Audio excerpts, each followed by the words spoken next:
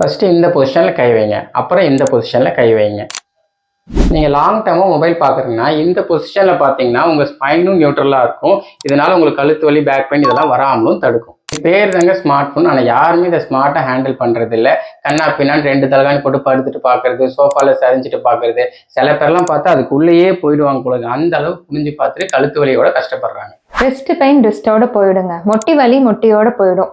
ஆனா கழுத்து அப்படி இல்லைங்க. நம்மளோட மூளையும் பாடியையும் மெயினா கனெக்ட் பண்ற மெயின் ஜங்ஷனே கழுத்து தாங்க. நிறைய நரம்புகள், ரத்த நாளங்கள், நம்ம உள்ளுறுப்புகளுக்கு சப்ளை பண்ற சிம்பத்தட்டிக், பாராசிம்பத்தட்டிக் நரம்புகள் எல்லாமே நம்ம கழுத்தை கிராஸ் பண்ணி தாங்க வருது.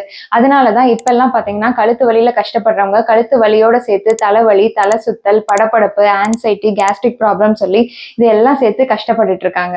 5 வருஷத்துக்கு முன்னாடி வரைக்கும் இப்ப சொன்ன மாதிரி நெக் சம்பந்தமா இவ்வளவு பிரச்சனையோ இல்ல டிஸ்க் பிரச்சனை, சின்ன வயசுல டிஸ்க் சர்ஜரி பண்ண, இந்த மாதிரி விஷயங்கள்லாம் ரொம்ப ரேரா இருந்துச்சு. ஆனா இப்போ வந்து ரொம்பவே பரவல் ஆயிடுச்சுங்க. ஸோ பிசினஸ்ல இருந்து நம்ம என்டர்டைன்மெண்ட் வரைக்கும் நம்ம போனை டிபெண்ட் பண்ணி தான் இருக்கும். அதனால கண்டிப்பா எல்லாருமே போன் யூஸ் பண்ணும்போது கொஞ்சம் ப்ராப்பரா நெக்கை வந்து நியூட்ரலா வச்சு யூஸ் பண்ண வந்து பழகிக்கோங்க. அதுதான் எல்லாருக்குமே நல்லது. ஃபோன் தானேன்னு அலட்சியமா யூஸ் பண்ணாம முடிஞ்ச அளவுக்கு ஃபோனை நெக்கை நியூட்ரலா வச்சுட்டு ஹேண்டில் பண்ண கத்துக்கோங்க. சின்னவங்கல இருந்து பெரியவங்க வரைக்கும் இது ரொம்ப தேவையான மெசேஜுங்க. இது நிறைய பேருக்கு ஷேர் பண்ணுங்க. தேங்க்யூ.